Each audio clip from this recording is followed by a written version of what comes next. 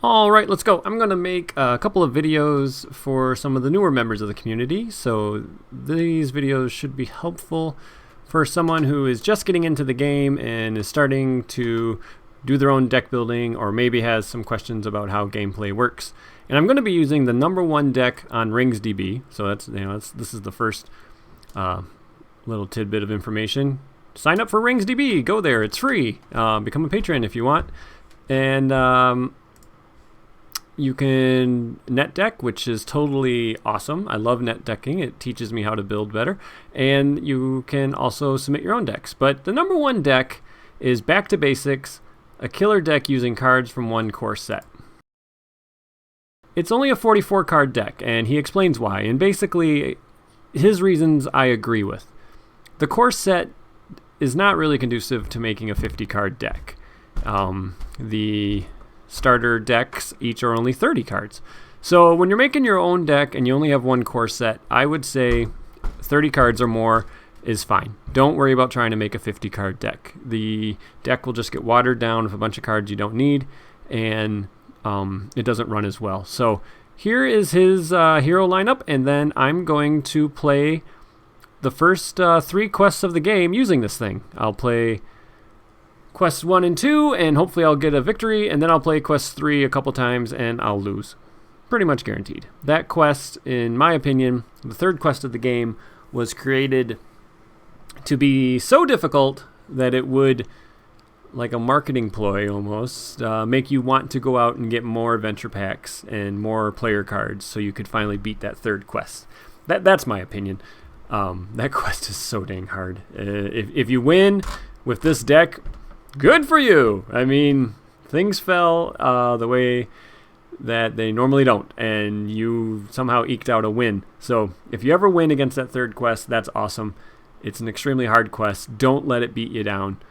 It is okay to lose against the 3rd quest. But let's have some fun with this deck against quest #1 and 2. So in this video, we're going to play against the first quest of the game, Flies and Spiders.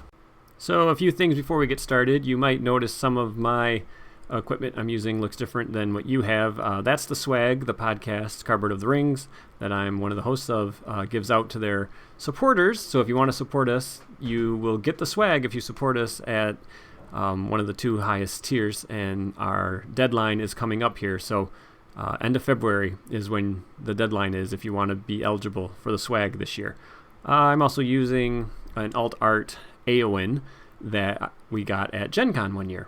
I also want to say that I had made it sound like it's okay to lose against the 3rd quest, but not the 1st and 2nd. Please don't think that. It is okay to lose against any quest. In fact, losing is part of this game. It teaches you where your weaknesses are in your deck. It helps you become a better player.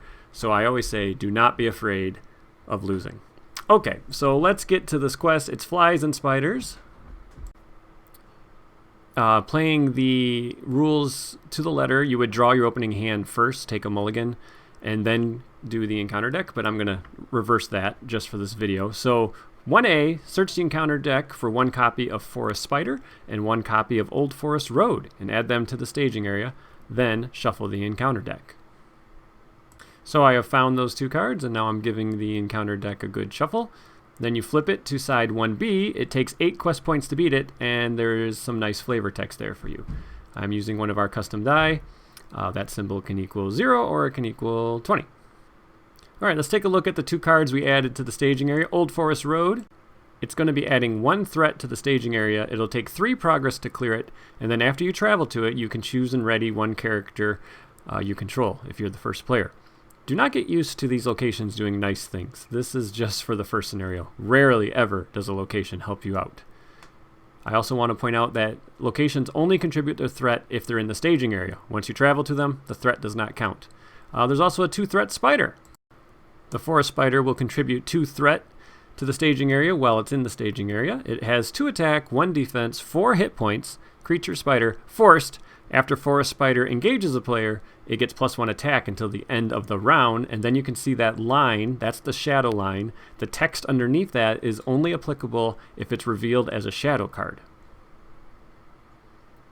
So that means the total threat in the staging area right now is 3, as I have marked with the spiky ring.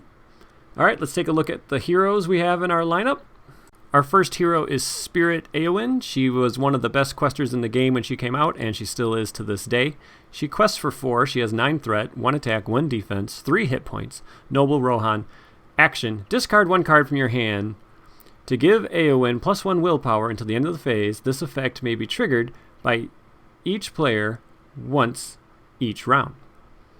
That action can be taken after you reveal encounter cards, so you do not have to do that right away. The next hero is Theodred.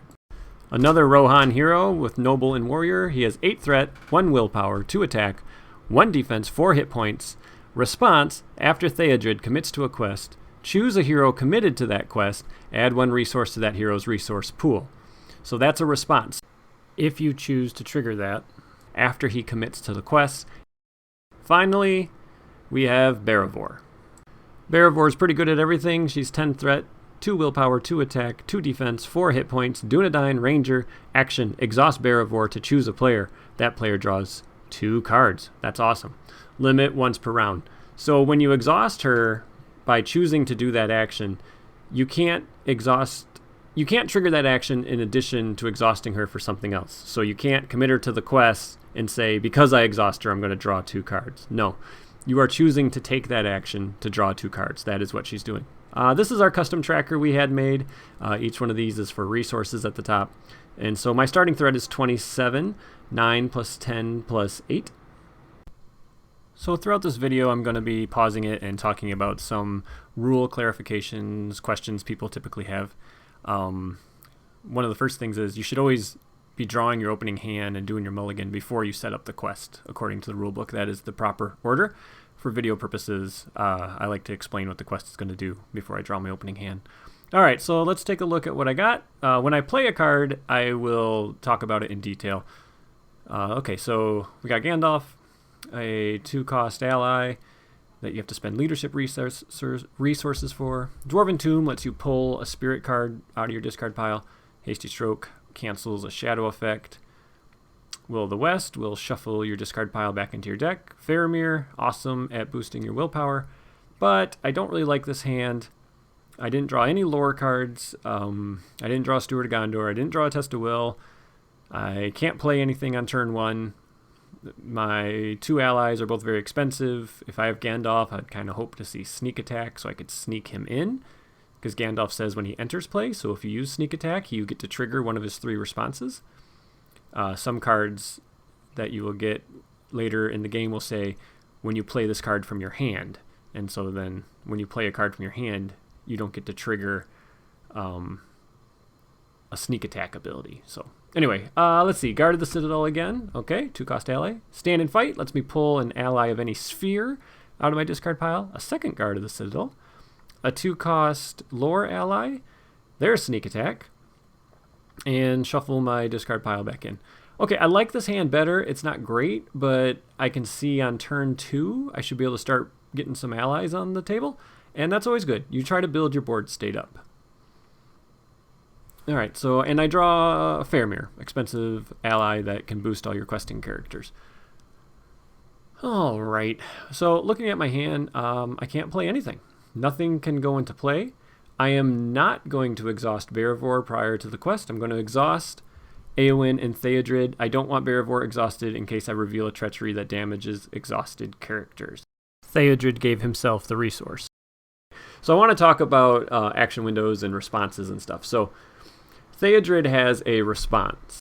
Eowyn has an action. Actions can be taken during those green action windows in that guide at the back of the rulebook. So Theodred's response is after he commits to the quest. So as soon as he commits to the quest, you can trigger that response. When a player commits to the quest, he commits all characters at once. You don't commit them one at a time. They all commit at the exact same moment. So when Theodred commits to the quest and Eowyn commits to the quest, they both commit at the exact same time. Theodred can give the resource to himself or to Eowyn. If you are the second player, you can give a resource to any of the heroes that the first player committed to the quest. So timing is really important. Eowyn's ability is an action. You can trigger that during any green action window. So what you can do is reveal the encounter cards, and then after you reveal the encounter cards, you can decide if you want to discard a card to Eowyn to boost her willpower. If you look at Aragorn, he also has a response here. So it's after he commits to the quest. So as soon as he commits to the quest, you spend his resource, and then he's ready, and then he is ready for combat while still committed to the quest. And since Aragorn and Theodred would commit at the exact same time, you can choose which response to trigger first. So you can choose Theodred's, give that resource to Aragorn. Aragorn then spends that resource and readies, making it a really good combo. Okay, back to the video. There's no rush here. No need to make a lot of progress right off the bat. A 2-threat enemy, so I'm going to be 5 against 5. And that's fine. I think a lot of people, when they first start playing, they try to do too much on turn 1. If you don't need to make progress, if the quest isn't forcing you to hurry along, don't. Just take your time. Build up your board state. I'm going to exhaust Beravor now to draw the 2 cards, because I know I can ready her when I travel to Old Forest Road. I get Unexpected Courage and a cheap ally, Snowborn Scout. So 2 good cards, glad to see those. Like I said, I'm going to travel to Old Forest Road. That's going to ready a hero. I choose Beravor. Now the only enemy I have to engage is the spider. The orc, his threat is higher than mine. A question I see a lot is the difference between optionally engaging and engaging when it comes to triggering engage effects. It doesn't matter. If you optionally engage an enemy, or if the enemy engages you just because of a game mechanic, it's still engaging the enemy. So write out the invitations, start ordering flowers, you're engaged. It doesn't matter how you got engaged. You can trigger any when an enemy engages you effect, no matter which way it happens. Alrighty, deal a shadow card. I'm going to exhaust Beravor. Okay, and I'm going to pause the video here. The shadow card is a treachery, and a lot of people ask if you still have to trigger the treachery. No, you do not. A shadow card, you only look at the text underneath that line in the middle of the card with a skull. So the text under that line, that's your shadow effect. The text above the line might as well be blank. You don't look at it at all. If you flip over a shadow card and there's no shadow line, then the entire card is just treated as blank. So treacheries do not trigger when they're revealed as shadow cards, only the shadow effect. So just look at that line. And in this case, choose and discard an attachment. I don't have one, so that shadow does nothing. Beravor is going to take 1 damage because the spider was attacking for 3. And we're going to end the round. So I raise my threat. I ready everybody. Everyone's going to get a resource. So I have 2, 3, 2 on my resources there. And I draw a card, and it's a card that'll let me heal somebody. Alright, so now that I have some more resources, I survived turn 1, let's get some allies on the table. So this guy would let me return an attachment from my discard pile to my hand. I don't have any, but I just want to get some bodies on the table. I also have the Guard of the Citadel. He's just a good cheap ally from the core set, so I'm going to put him into play. That's going to be 2 of my 3 leadership resources. I'll spend my other leadership resource on a Snowborn Scout. When he enters play, I can place a progress on a location, so I will. And now my board state looks a lot better. I got more bodies to handle attacks, and I still have more resources to spend, so I'm going to put that Unexpected Courage on Beravor. That's going to let me use her ability and use her stats. There's only 1 card in staging, so let's talk about that for a second. Sometimes people ask if engaged enemies or the active location still contribute their threat. They do not. You only count the threat that is actually in the staging area. This is a looming threat you're worried about that's in the distance. Once you're engaged with the threat or you've traveled to it, it's no longer a looming threat and no longer counts against your willpower when you quest. So that means I'm only up against 2. Alright, so sending to the quest, I think I'm just going to send Eowyn and Theodred again for a total of 5. I'm in no hurry, like I said. Theodred's going to give the resource to himself. And we reveal, everyone's favorite, the Necromancer's Reach. Deal 1 damage to each exhausted character. Since I do not have a Test of Will, I have to take the damage on my 2 questing characters. Those are the types of treacheries that explain why you want to keep as many characters ready prior to revealing cards as you can. Alright, so I make 3 progress. I don't think I'm going to engage that Dol Guldur Beastmaster. I don't have a good way to handle him, and I'd like to take care of the spider. So now I know I can trigger Baravor's action, and I draw some threat reduction and some healing. I wasn't sure if I was going to have to maybe defend 2 enemies. So knowledge is key. Always wait to trigger stuff if you can until you know more about what the encounter deck's doing to you. Alright, so I'm going to have the dwarf take the defense, and it's +1 attack. So he had 1 defense, the enemy was attacking for 2, now +1, so I take 2 damage, and I can swing back for a total of 3, and do 2 of the 4 damage on the spider. Raise my threat. Everybody's gonna ready.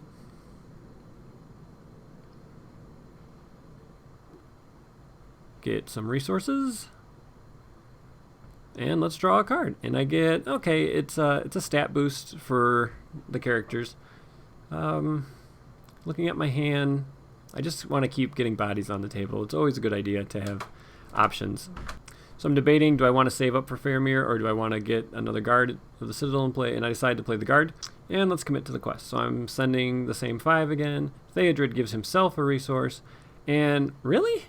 Okay. I get the same treachery twice in a row. So that's pretty terrible. So now Eowyn is 1 hit point away from death. I do make 3 more progress. I still don't want to engage that Beastmaster, so I don't think I will. Let's take the defense here in a minute. I decide I'm going to draw the cards first. There's Steward. Nice. And a way to get rid of a condition attachment. Alright, so Steward's going to help out a lot. I'm going to chump with the Snowborn Scout, so he's just going to jump in front of this attack, and he is definitely dead. But that's going to leave me enough attack power to finish the spider off, so I do that. Alright, so I'm no longer engaged with an enemy. I only have 1 thing in staging, and I've been making steady progress. So, like I said, you don't need to rush, just take your time. Alright, everybody readied. Raised my threat. I'm at 30, gaining some resources. I have 2 leadership resources, and I draw another Miner of the Iron Hills. So I'm definitely going to be playing Steward of Gondor, but I also can do some healing, so I think I will. I don't want Eowyn to die, so I'll spend 2 lore resources and heal Eowyn. So if I do reveal the 3rd Necromancer's Reach, she will live. Alright, Steward of Gondor. I'm just looking at my hand, trying to decide which character I would like to be getting those extra resources based on the cards in hand. I decide to put it on Eowyn, and then that means Theodred will be getting his own resource most of the time. Alright, so Eowyn now has 6 resources, which is good. Really, really good. Alright, committing to the quests. Once again, still just committing the 5. I don't have a Test of Will. Will I get it 3 times in a row? No. I get Enchanted Stream. It's a 2-threat location. So I make 1 progress. I'm going to draw 2 cards of Barivor. There we go. There's an expensive spirit card. And then I got Gleowine, which is going to let me draw some more cards if I get him into play. So if I travel there, I can't draw cards. But since I just drew that Northern Tracker, the Northern Tracker will be able to clear that out. So now I'm deciding, do I want to engage the Beastmaster? I wish I had a better defensive option on the table. And I would like to engage it and kill it in the same round. So I'm just weighing my options, and I decide it's not worth the risk. So I'm just going to go into the refresh phase, leaving 4 threat and staging. Everyone gets resources. Eowyn's now getting 3 resources around. So she has got a lot. I think she's got 9. And I draw my 3rd guard of the Citadel. So, okay. Let's put in that 3rd guard. I don't need Faramir right now. I'm questing for enough. And then 4 resources for the Northern Tracker. So when he commits to the quest, he places progress on locations and staging. And if the amount of progress placed on a location in the staging area reaches its quest points, you get to explore that location and get rid of it. So even though it wasn't the active location, you can still explore locations and staging with abilities like the Northern Tracker. Time to commit to the quest. I am sending 6 now with the Northern Tracker. Theodred gives himself the resource. 1 progress goes on Enchanted Stream, and I reveal, holy cow, there it is, Ungoliant Spawn. Ugh. So that's going to knock each of my characters down by 1. Putting me at 3 willpower versus 7 threat. Don't worry, I get the token moved to the right place. I would have to raise my threat by 4, unless I can do some trickery. So I'm going to discard Faramir, to Eowyn's effect, and that's going to give me a willpower boost. And then I'm going to play Stand and Fight for 4 and put Faramir's into play. I can then use Faramir's action and exhaust him to boost all of my characters by 1. And I have now sent 7 willpower to the 7th threat, so I do not need to raise my threat. So that was a good example of knowing your action windows and when you're allowed to take certain actions. Alright, I'm going to engage the Dol Guldur Beastmaster. I'm going to exhaust Barivor, then ready her with Unexpected Courage to draw 2 cards. I get Snowborn Scout and another Erebor Hammersmith. I'm going to chump with one of the guards. He gets 2 shadow cards per his effect. The first one gives him +1, +3 if undefended, and the second one says I have to exhaust a character I control, 2 if it's undefended. That's okay, I have bodies to spare, so I'm going to exhaust another guard. He's dead. And now I'm attacking for 1, 2, 3, 4. So even if that guy had still stayed up, I wouldn't have had enough attack to kill it. Going to go into the next round. I'm at 32 threat, which is the engagement of Ungoliant Spawn, so I'd really like to not engage that guy right now. I don't have a great way of dealing with it. I draw a copy of Hasty Stroke, and I see I forgot to remove Faramir's exhaustion token. Didn't see him hiding up there next to my threat tracker. Alright, using the 3 resources she got this round, I will play Galadriel's Greeting and drop my threat by 6. Meaning Ungoliant Spawn can sit up there in staging for quite a while before I need to worry about it. Looking at my hand, lots of cards. I would like to get another body on the board, and I think it's going to be the Snowborn Scout.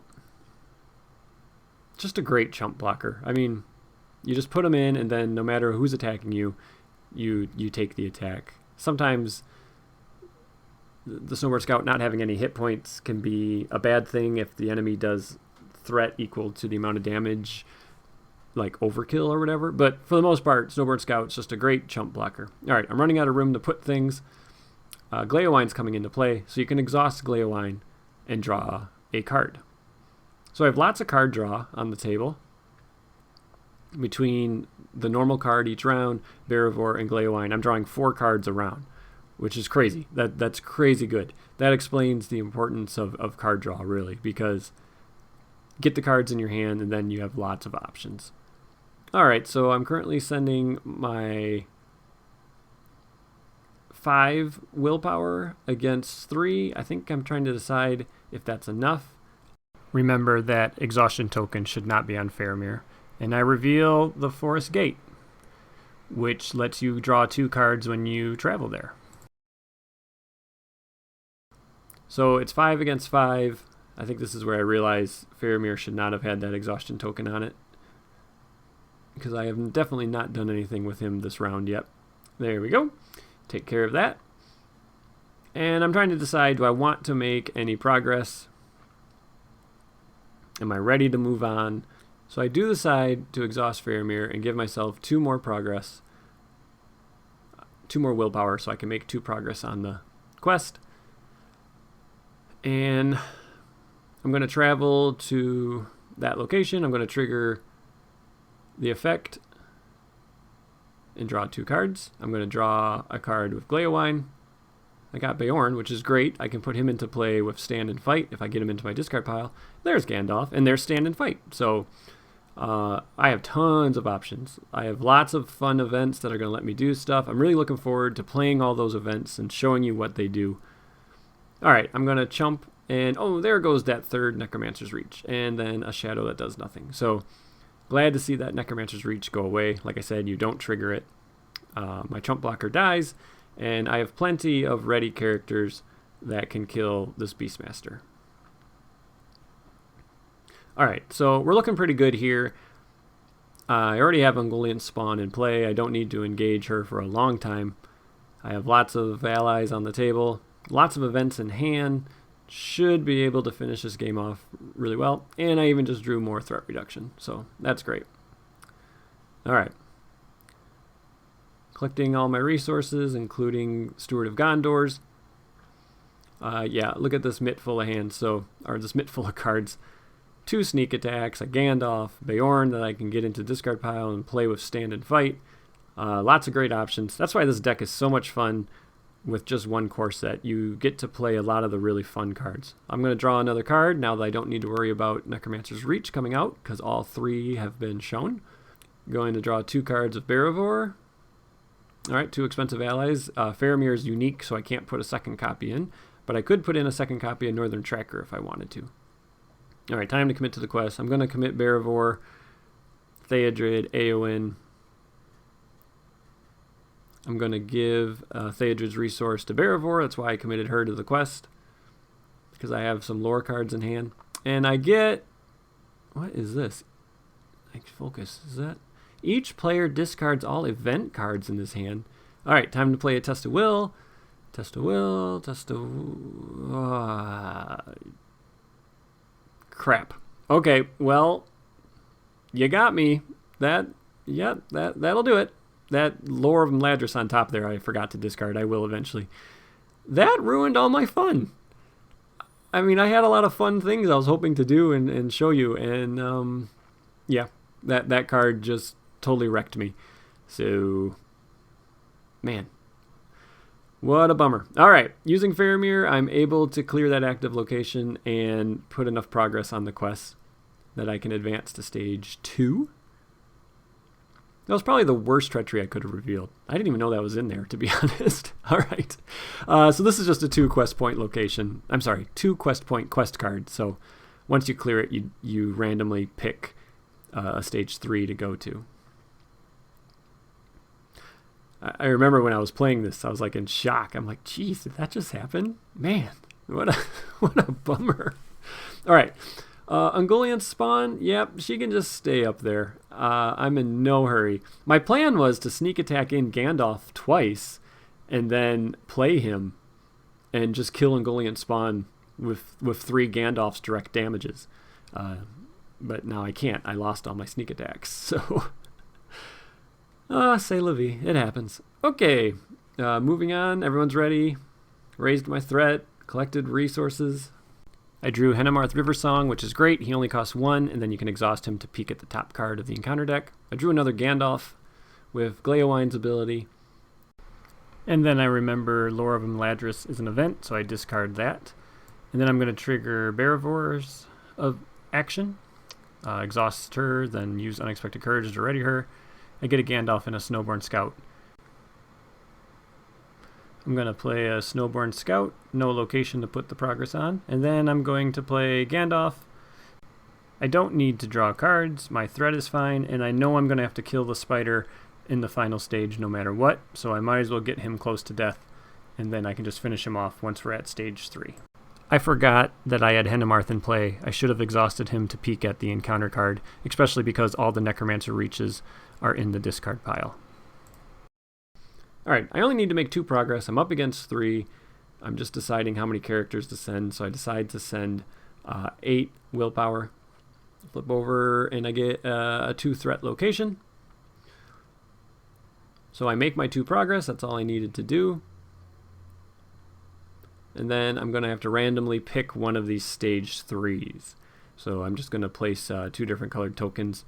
Oh shoot, you can't see it. They're red and green. And then randomly draw 1, and I get green. So there you go. Sorry, that one was off camera a little bit. All right, and the one I got is... it's the one where you need to find a spider. And then you also have to defeat Ungoliant Spawn to win the game. So if Ungoliant Spawn is not in play, find Ungoliant Spawn and add it to the staging area. If Ungoliant Spawn already is in play, you got to find a different spider. So I'm choosing this one. I think it's called the King Spider. And it says add it to the staging area. And the King Spider has a when revealed. Well, I didn't reveal it. I added it. And that's an important difference. So I don't need to trigger that when revealed effect.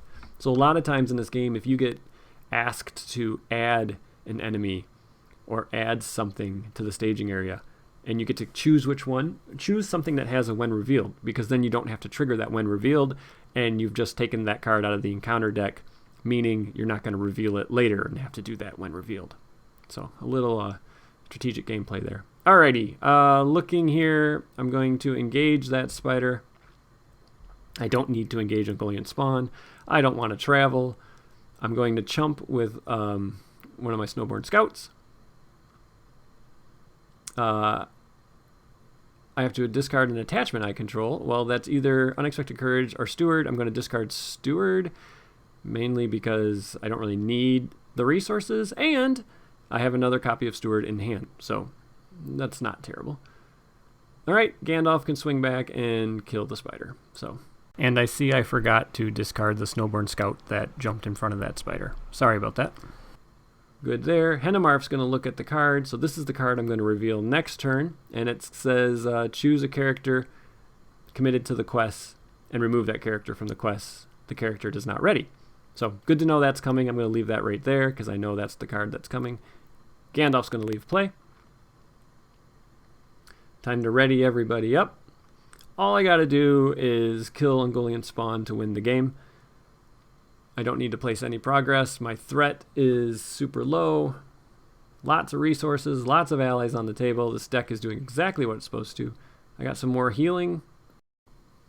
Let's draw some more cards and just see what other options we can get. So Glaowine's going to draw me a card. Stand and fight, so pull an ally out of my discard pile. Paying the cost. You can't choose Gandalf, though. It's got to have a sphere, and Gandalf is neutral. He doesn't have a sphere. I get Dwarven Tomb, which lets me pull a spirit card back into my hand, and the Forest Snare. I would have liked to have had that earlier. I could have engaged Ungoliant Spawn and then just trapped it. But that's okay. I'm planning on winning this round. So I think I'm going to play Gandalf, trying to decide here now whose resources to spend to put Gandalf into play. He can do 4 damage on his way in, and then he'll be the person I use to defend the attack. And then I remember, no, I want to play Steward. Got to get Steward back into play. Forgot I had lost it. So I'm going to put it on Barivore. She's now going to have more resources. And now I'm trying to decide who's going to pay for Gandalf. I have lots of resources. It's more of just like, is there any other cards I want to play? At first I spend a majority of them from Barivore. Then I think I change my mind and spend it off of somebody else. But the main point here is Gandalf enters play, deals 4 damage. When you deal damage like this, you don't look at the defense value. It just goes right through. It's like piercing. It just pierces right through the defense, and all the damage goes on. There, I'm adjusting my resources the way I want them to pay for Gandalf. Because remember, when you're paying for cards, you have to keep your spheres in mind. So that Miner of the Iron Hills, only lower resources can be spent to pay for him. And a neutral card like Gandalf, anyone's resources can pay for him. Alright, so I think that's about all I can do. I know what I'm going to be up against. I'm going to be up against 6 threat, and then I know I'm going to have to remove a character from the quest. I'm just debating. So I decide to send the Miner of the Iron Hills, so I'm still sending 6 against 6. He has no willpower. Then I reveal this, and it makes me remove a character from the quest. So I remove the Miner of the Iron Hills. He still stays exhausted. So 6 against 6. And I'm going to have 2 enemies that engage me. I'm going to get engaged by the bats, and I'm going to optionally engage Ungoliant Spawn. Deal the shadow cards. The enemy of the highest threat gets the first shadow card. So for video purposes here, there we go. Let's do it right. All right, so the bats, they're just attacking for 1, and Ungoliant Spawn is attacking for 5, and it gets +1.